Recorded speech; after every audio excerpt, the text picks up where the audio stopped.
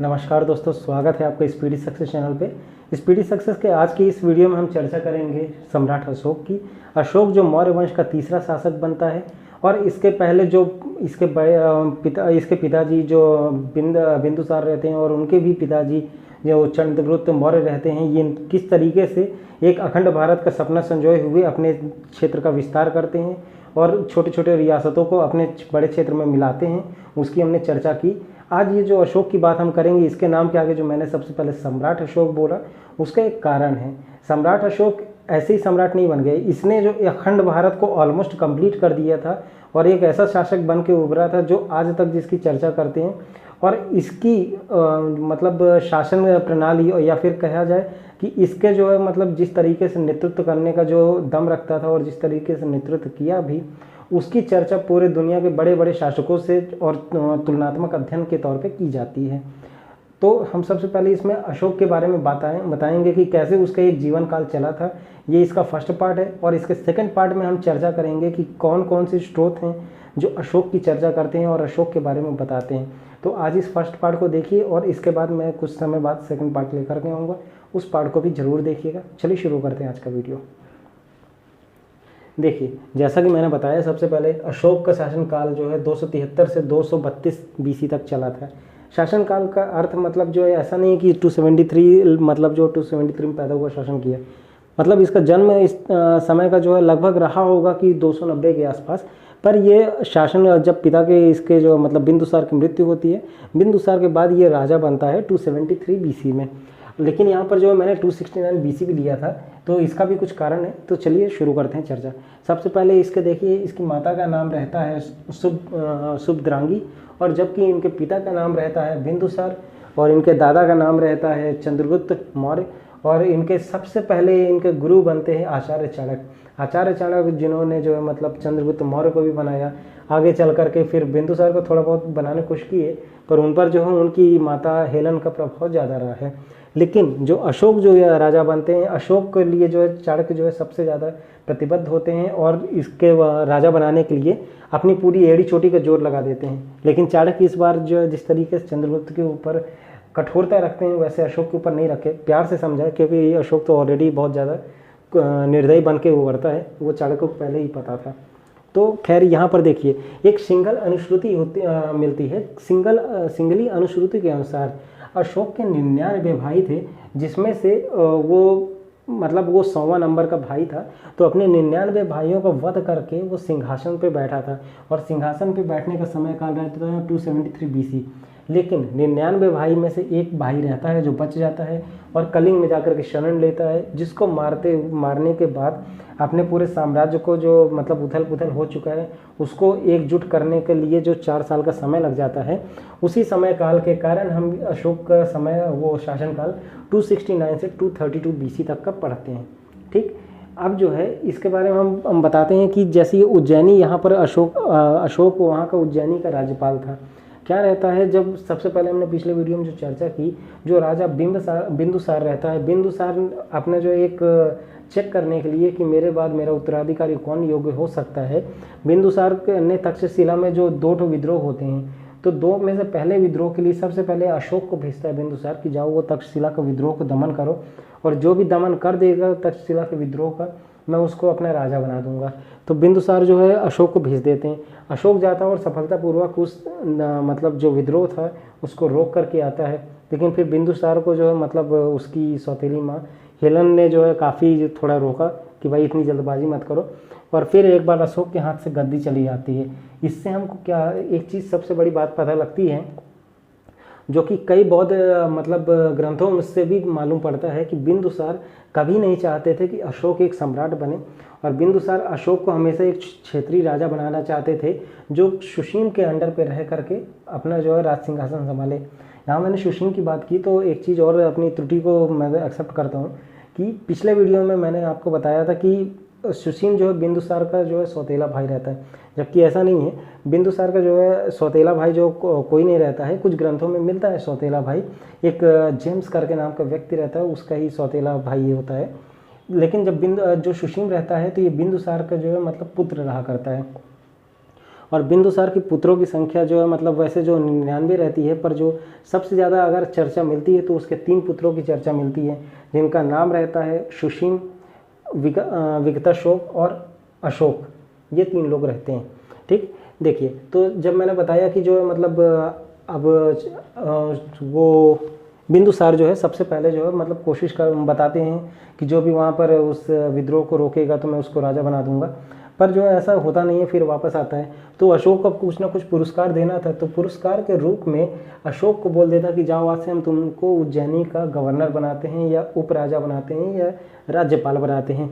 तो जो हम लोग इतिहास में पढ़ते हैं कि अशोक उज्जैनी का उपराज्यपाल हुआ करता है, वो इसी क्रोनोलॉजी का एक हिस्सा होता है कि वो विद्रोह का दमन करता है।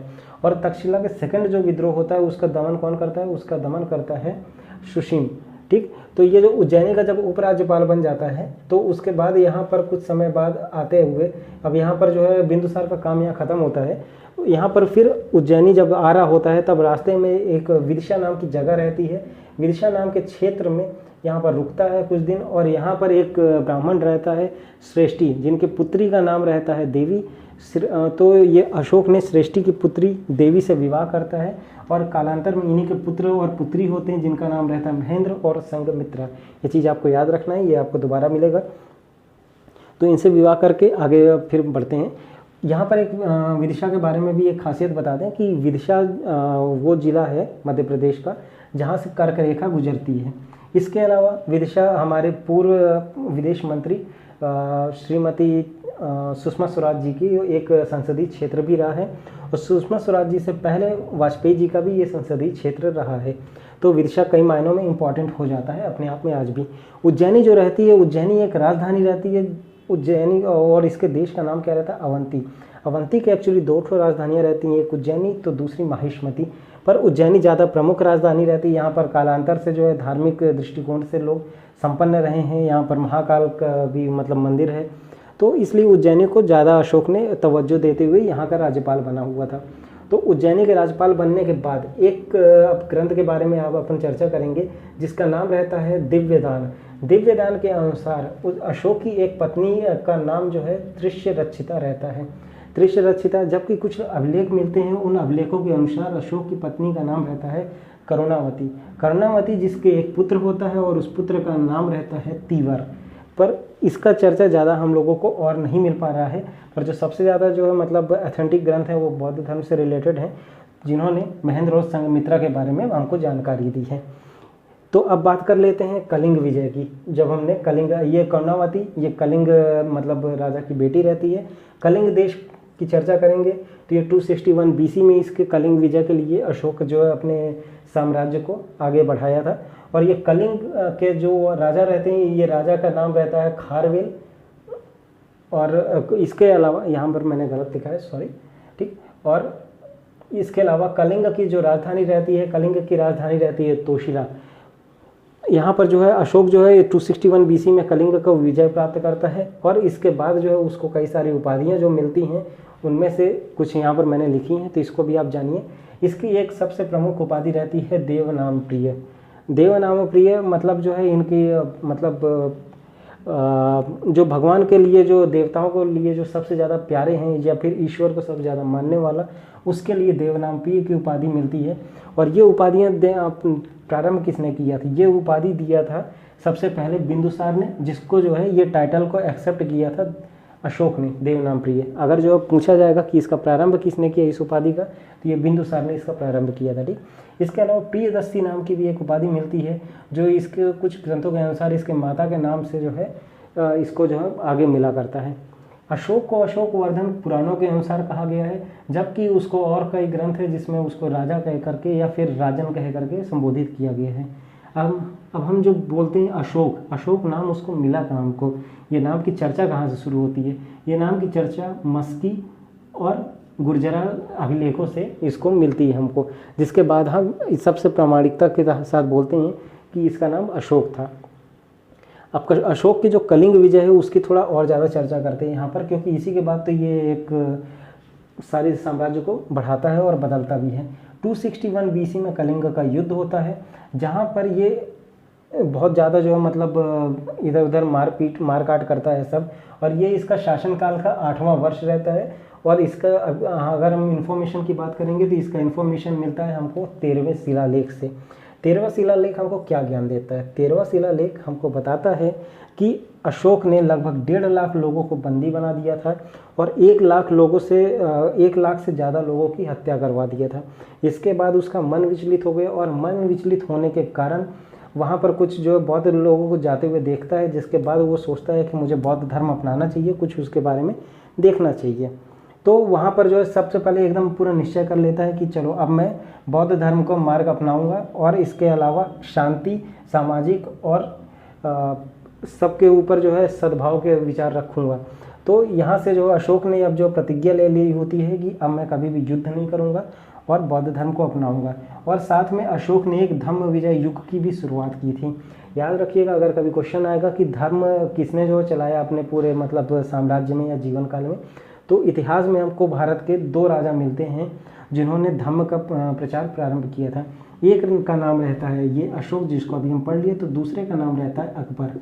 ये 2 राजा ऐसे रहते हैं जो धर्म का जो है शुरुआत होते हैं। धम्म अर्थात धर्म, नया धर्म चलाने का प्रचलन। तो वो धर्म को जो है सबसे पहले शुरुआत किया था अशोक ने, इसके बाद अकबर भी एक धर्म चलाएंगे। ठीक, फिर अब हम बात करते हैं सिंगली अनुश्रुति। सिंगली अनुश्रुति से पहले हम एक और चीज़ बोलते हैं। इस शासनकाल के 8वें वर्ष ये यहाँ पर जो मारकाट करने के बाद जो है फिर यहाँ पर जो है सात्विक पुरुष हो गए। अब यहाँ पर शासनकाल के एक 10वां वर्ष जब हो जाता है, ये इन्फॉर्मेशन बिहार से रिलेटेड आती है। शासनकाल के 10वें वर्ष में इन्होंने बोध गया की यात्रा की थी। याद रखिएगा, बोध गया आज की डेट में गया नाम से जाना जाता है और ये बिहार का एक जिला पड़ता है। बिहार के लोअर वाला हिस्से में, सबसे निचले हिस्से में कैमूर जिला, कैमूर जिले के बगल में बोध गया जिला आता है, वहाँ पर ये चर्चा होती है। अब यहाँ पर सिंगली अनुश्रुति में हम आ जाते हैं। सिंगली अनुश्रुति में विशेषकर दीपवंश और महावंश, दीपवंश और महावंश के अनुसार अशोक ने शासनकाल के 14वें वर्ष अब निगोध बौद्ध भिक्षु मिलता है, निगोध नामक बौद्ध भिक्षु मिलता है। उससे बोलता है भाई मुझे बौद्ध धर्म की दीक्षा दो, क्योंकि मुझे अब बहुत ज़्यादा गिल्ट फील हो रहा है, इतने सारे लोगों को अपने जीवन काल में मार दिया हूँ, अब मुझे कुछ भी युद्ध नहीं लड़ना है, मैंने अपना धर्म भी अलग से चला लिया, इसके बाद भी मुझे आत्म संतुष्टि नहीं मिल रही है, प्लीज़ मुझे मेरा कुछ हेल्प करो। तो निगोध ब्राह्मण जो है अशोक को कुछ बौद्ध भिक्षु जो रहता है वो कुछ दीक्षाएं देता है अशोक को, तो अशोक उसको अपनाता है, लेकिन इसके बाद भी उसको संतुष्टि नहीं मिलती। तो अशोक ये अपने एक मित्र जिसका नाम रहता है मोगलीपुत्र तिस, उससे जाकर के मिलता है और बोलता है मित्र मोगलीपुत्र, मेरे को कुछ जो है थोड़ा सा इन्फॉर्मेशन दो अबाउट बौद्ध धर्म, क्योंकि तुम बहुत ज़्यादा प्रसन्न रहते हो और तुम बौद्ध धर्म का अनुसरण भी करते हो, तो कुछ मुझे बताओ कि कैसे मैं अपने अंदर के ये जो गिल्ट है इसको कैसे समाप्त कर सकता हूँ। तो मोगलीपुत्र तिस ने सबसे पहले ये बोला कि महाराज आपको सबसे पहले बुद्ध के बारे में जानना होगा, तो इसके लिए आपको बुद्ध की संगीति कराना होगा। तब जो अशोक ने पहले वो बात मान ली कि चलो भाई चलो बुद्ध की संगीति कराएंगे। और कहाँ कराते हैं ये संगीति? ये संगीति होती है पाटलिपुत्र में, पाटलिपुत्र में, और इसका अध्यक्ष मोगलीपुत्र तिस को ही बनाते हैं। आफ्टर ऑल मोगलीपुत्र ने ही उनको ये ज्ञान दिया। अब मोगलीपुत्र को अध्यक्ष बनाने के बाद ये तीसरी बौद्ध संगीति 251 BC में संपन्न कराई जाती है। जब ये बौद्ध संगीति होती है, इस बुद्ध संगीति के बाद एक ग्रंथ की रचना की जाती है जिसका नाम रहता है अभिधम्म पिटक। अब याद रखिएगा, हमको पुराने इतिहास में 3 पिटक मिल चुके हैं, एक सुत्त पिटक, एक विनय पिटक और तीसरा होता है अभिधम्म पिटक। सुत्त पिटक, विनय पिटक पहले बौद्ध संगीति में हमको प्राप्त होती है।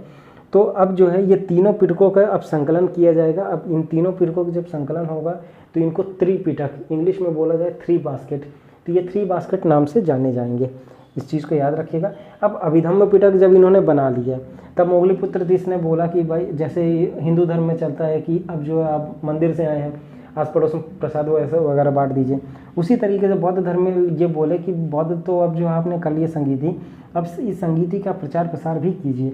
तो इसके लिए अशोक ने अपने पूरे शासन में या फिर राजतंत्र में उसके मंत्रिमंडल में जितने लोग रहते हैं उन सबको लगा देता है और बोलता है कि आप जा करके सब जो है ये बौद्ध धर्म का प्रचार प्रसार कीजिए। और इतना ही नहीं, अशोक ने विश्व भ्रमण के लिए अपने पुत्र पुत्रियों को भी लगा देता है, जिनका पुत्र का नाम रहता है महेंद्र और पुत्री का नाम रहता है संघमित्रा। ये जो देवी के पुत्र कहलाते हैं, पहले रहते हैं, इन दोनों को भी भेज देता है, बोलता है तुम लोग जाओ श्रीलंका में और श्रीलंका में बौद्ध धर्म का प्रचार प्रसार करो।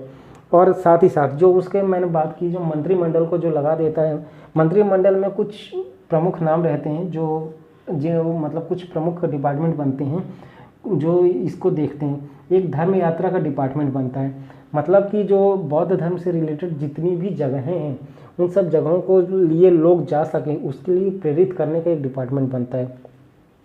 एक डिपार्टमेंट बनता है दिव्य रूप डिपार्टमेंट। दिव्य रूप डिपार्टमेंट अर्थात जो भगवान बुद्ध कितने दिव्य रूप थे, मतलब प्रकाशवान थे।